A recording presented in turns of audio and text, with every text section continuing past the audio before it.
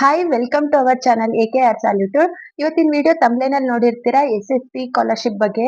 SSP ಒಳಗೆ NSP OTR ನಂಬರ್ನ ಕೇಳ್ತಿದ್ದಾರೆ. ಇದನ್ನ ಏನು ಕೇಳ್ತಿದ್ದಾರೆ ಅಂತ ಅಂದ್ರೆ SSP ಅಪ್ಲಿಕೇಶನ್ ಮಾಡುವಾಗ NSP ಕೂಡ ಆಟೋಮೆಟಿಕ್ ಆಗಿ ಅಪ್ಲೈ ಆಗುತ್ತೆ. ಇದೊಂದು ಮೇನು.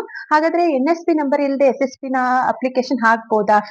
ಹಾಕಕ್ ಬರಲ್ಲ. ಯಾಕಂದ್ರೆ SSP ಒಳಗೆ NSP OTR ನಂಬರ್ ಹಾಕಿದ ನಂತರ ನಿಮ್ದು ಫೈನಲ್ ಸಬ್ಮಿಟ್ ಬರುತ್ತೆ. ಹಾಗಾದ್ರೆ ಹೆಂಗ್ ಹಾಕೋದು, ಏನ್ ಹಾಕೋದು, ಈ ಪೂರ್ತಿ ವಿಡಿಯೋನ ನೋಡಿ, ಎಲ್ಲೂ ಸ್ಕಿಪ್ ಮಾಡಬೇಡಿ. ಯಾಕಂದ್ರೆ ಸ್ಕಿಪ್ ಮಾಡಿದ್ರೆ ಸ್ಟೆಪ್ ಸ್ಕಿಪ್ ಆಗುತ್ತೆ. ಹಾಗಾದ್ರೆ ನಿಮ್ದು ರಿಜಿಸ್ಟರ್ ನಂಬರ್ ಎಲ್ಲಾದ್ರೂ ಮಿಸ್ಟೇಕ್ ಆಗಬಹುದು. ಒನ್ ಟೈಮ್ ರಿಜಿಸ್ಟ್ರೇಷನ್ ಅಂದ್ರೆ ಒನ್ ಡೇ ಟೈಮ್ ಮಾಡ್ಬೇಕು. ನೀವು 2 ಸರಿ ಮಾಡ್ತೀನಿ 3 ಸರಿ ಮಾಡ್ತೀನಿ ಅಂದ್ರೆ ಆಗಲ್ಲ. ಒಂದ್ ಸರಿ ನಂಬರ್ನ ತಗೊಂಡ್ಮೇಲೆ ಅದನ್ನ ನಂಬರ್ ಹಾಕಿ ಸಬ್ಮಿಟ್ ಮಾಡೋದಿರುತ್ತೆ. ಇಲ್ಲಿ ಏನೇನ್ ಬರುತ್ತೆ ಅಂದ್ರೆ, ಏನ್ ಬೇಕಂದ್ರೆ ಆಧಾರ್ ಕಾರ್ಡ್ ಬೇಕಾಗುತ್ತೆ, ಆಧಾರ್ ಕಾರ್ಡ್ ನಂಬರು, ಹಾಗೆ ಫೇಸ್ ಅಥೆಂಟಿಕೇಶನ್ ಇರುತ್ತೆ.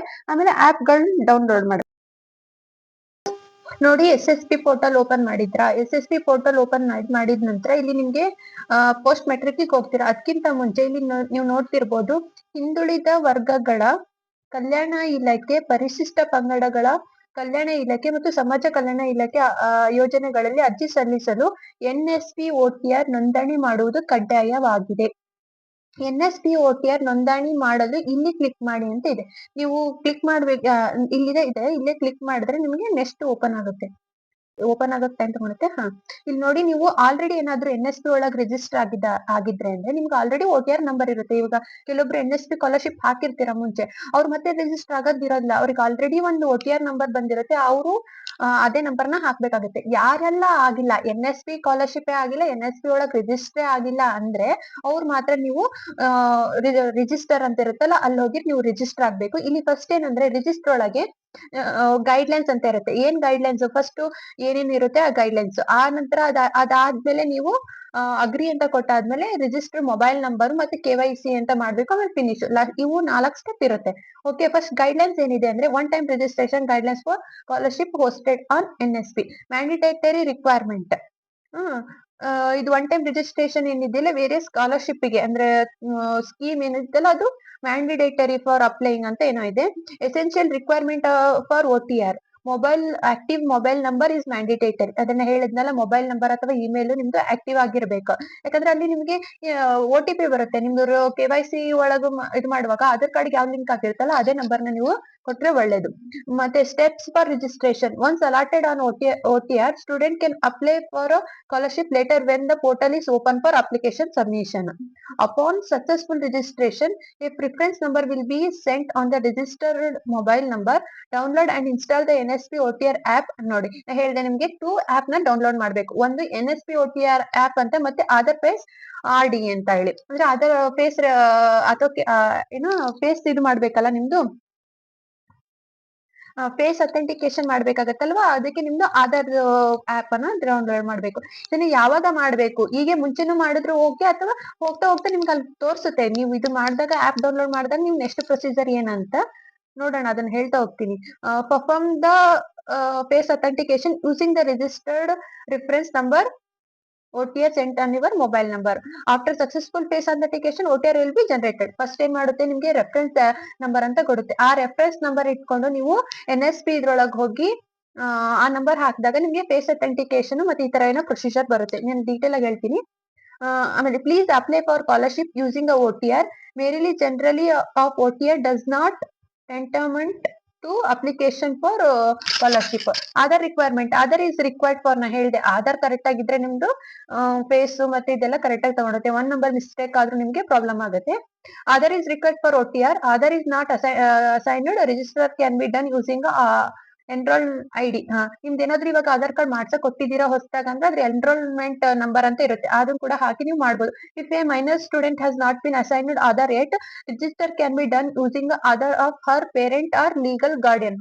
ನಿಮ್ದು ಏನಾದ್ರು ಆಧಾರ್ ಕಾರ್ಡ್ ಇರ್ಲಿಲ್ಲಪ್ಪ ಅಂದ್ರೆ, ನಿಮ್ದು ಪೇರೆಂಟ್ಸ್ ಮೈನರ್ ಒಳಗಿರ್ತಾರಲ್ಲ, ಅವ್ರದ್ದೇನೋ ಆಧಾರ್ ಕಾರ್ಡ್ ಇರಲ್ಲ, ಅವಾಗ ನೀವು ನಿಮ್ ಪೇರೆಂಟ್ಸ್ ಆಧಾರ್ ಕಾರ್ಡ್ ಕೊಟ್ಟು ನೀವು ರಿಜಿಸ್ಟರ್ ಆಗ್ಬೋದು ಅಂತ ಹೇಳ್ತಾರೆ.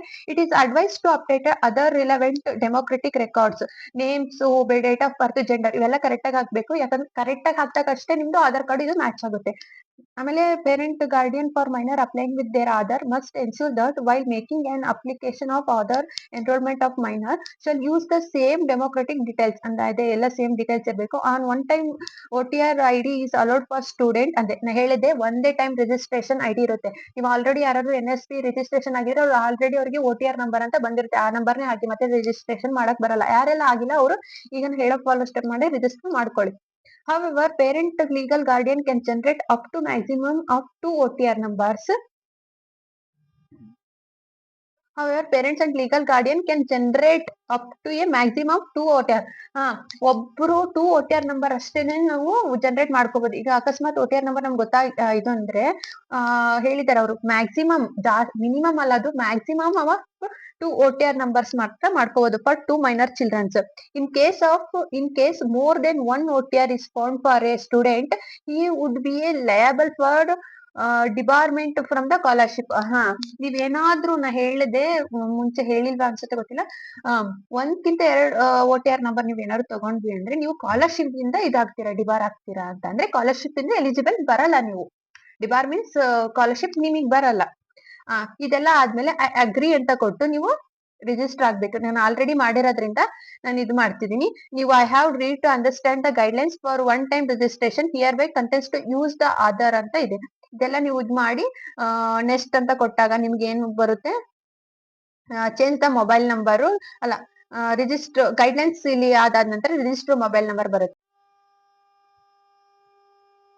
ಇಲ್ಲಿ ನೀವು ಏನ್ ನೋಡ್ತಿದ್ದೀರಲ್ಲ ಇದನ್ನ ಟಿಕ್ ಮಾಡಿ ನೀವು ಮಾಡಿದ್ರೆ ಟಿಕ್ ಮಾಡಿ ನೆಕ್ಸ್ಟ್ ಕೊಡ್ಬೇಕು. ಅಂತರ ಆಮೇಲೆ ನಿಮ್ಗೆ ಏನ್ ಬರುತ್ತೆ, register mobile number. Next first step guidelines complete ಆಯ್ತು. ಆಮೇಲೆ ರಿಜಿಸ್ಟರ್ ನಂಬರ್ ಅಂತ ಬರುತ್ತೆ. ಇಲ್ಲಿ ನೀವು ಮೊಬೈಲ್ ನಂಬರು OTP ಇವನ್ನೆಲ್ಲ ನೀವು ಕೊಡ್ಬೇಕಾಗುತ್ತೆ. ಮೊಬೈಲ್ ನಂಬರು OTP ಮತ್ತೆ ಕ್ಯಾಪ್ಚಾ ಎಂಟರ್ ಮಾಡಿ ಆಮೇಲೆ ವೆರಿಫೈ ಅಂತ ಬರುತ್ತೆ. ವೆರಿಫೈ ಅಂತ ಬಂದಾಗ ನಿಮಗೆ ಒಂದು OTP ಬರುತ್ತೆ. OTP ಜನರೇಟ್ ಆಗುತ್ತೆ. ಅಂದ್ರೆ ಒಂದ್ ಸೇಮ್ ಬರ್ಲಿಲ್ಲ ಅಂದ್ರೆ ಇನ್ನೊಂದ್ಸರಿ ಕೊಡಿ, ಆಯ್ತಾ. ಆಮೇಲೆ ನೆಕ್ಸ್ಟ್ ರಿಜಿಸ್ಟರ್ ನಮ್ಮ ಮೊಬೈಲ್ ನಂಬರ್ ಆದ್ಮೇಲೆ KYC ಗೆ ನೀವು ಆಧಾರ್ ಕಾರ್ಡ್ ಇರುತ್ತೆ, ಹ್ಯಾವ್ ಆಧಾರ್ ಕಾರ್ಡ್ ಅಂತ ಟಿಕ್ ಮಾಡಿ.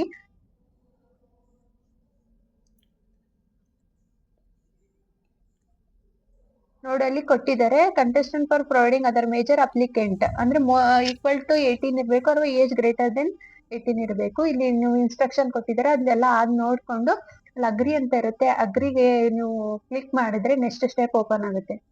ಓಕೆ, ಇಲ್ಲಿ OTP ಸೆಂಡ್ ಸಕ್ಸಸ್ಫುಲಿ. ಒಂದ್ಸರಿ ನಿಮ್ಗೆ OTP ಸೆಂಡ್ ಆಗಿಲ್ಲ ಅಂದ್ರೆ ಇನ್ನೊಂದ್ಸರಿ ಮಾಡಿ, ಏನಾಗಲ್ಲ.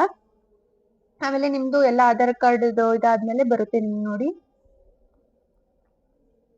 ಆಮೇಲೆ ನೆಕ್ಸ್ಟ್ ಫಿನಿಶ್ ಕೊಟ್ಟ ನಂತರ next step finish. Aadhaar card ನೀವೇನ್ ನಂಬರ್ ಎಂಟ್ರಿ ಮಾಡಿದ್ಮೇಲೆ ಅದು OTP ಹಾಕಿದ ನಂತರ ಜನರೇಟೆಡ್ ರಿಜಿಸ್ಟ್ರೇಷನ್ ಜನರೇಟೆಡ್ ಸಕ್ಸಸ್ಫುಲಿ ಅಂತ ಬಂತು, ಆಯ್ತಾ.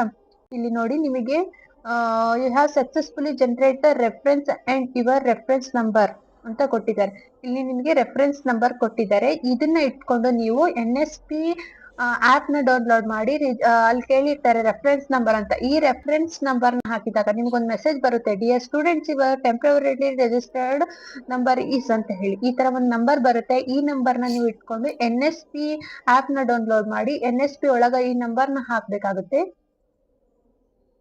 ನೀವು ಗೂಗಲ್ ಒಳಗೆ ಹೋಗಿ ಗೂಗಲ್ ಪ್ಲೇ ಸ್ಟೋರ್ ಅಲ್ಲಿ ಹೋಗಿ NSP ವೋಟ್ ನಂಬರ್ ಅಂತ ಈ ತರ ಆಪ್ ಬರುತ್ತೆ, ಇದನ್ನ ಡೌನ್ಲೋಡ್ ಮಾಡ್ಕೊಳ್ಳಿ.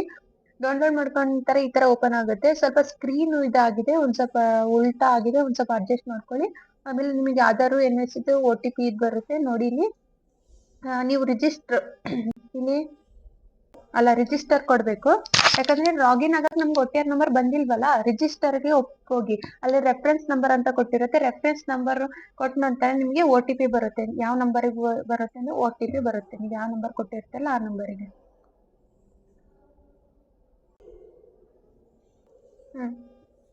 ಅದಾದ ನಂತರ ನಿಮ್ಗೆ reference number, date of birth, mail ಯಾವ್ದು ನೀವು ಕೊಟ್ಟಿರ್ತಾರಲ್ಲ ಅವಾಗ KYC ಅಥೆಂಟಿಕೇಶನ್ ಅಂತ ಇರುತ್ತೆ. ಅಂದ್ರೆ ಪೇಸ್ಟ್ ಮಾಡ್ಬೇಕಂದ್ರೆ ನೀವು ಏನ್ ಮಾಡ್ಬೇಕು, ಇಲ್ಲಿ ಅಗ್ರಿ ಅಂತ ಕೊಡ್ಬೇಕು. ನೆಕ್ಸ್ಟ್ ಅಗ್ರಿ ಅಂತ ಕೊಟ್ಟಾದ್ಮೇಲೆ ನಿಮ್ಗೆ ಕೇಳುತ್ತೆ Aadhaar is not installed to device. ಅಂದ್ರೆ ಅದೇ ಹೇಳಿದ್ನಲ್ಲ ಆಪ್ ಡೌನ್ಲೋಡ್ ಮಾಡ್ಬೇಕಂತ.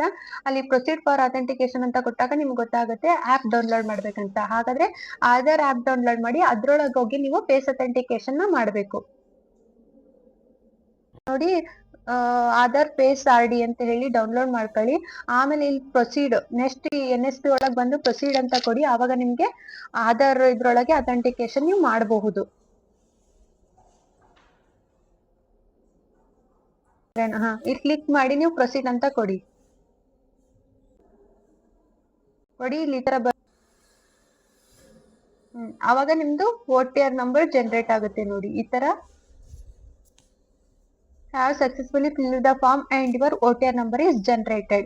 ಈ OTR ನಂಬರ್ ಸ್ಕ್ರೀನ್ ಶಾಟ್ ಆರು ತಗೊಳ್ಳಿ, ಏನಾರು ತಗೊಳ್ಳಿ, ಹಾಗೆ ನಿಮ್ಗೆ ಒಂದು ಮೆಸೇಜ್ ಬರುತ್ತೆ.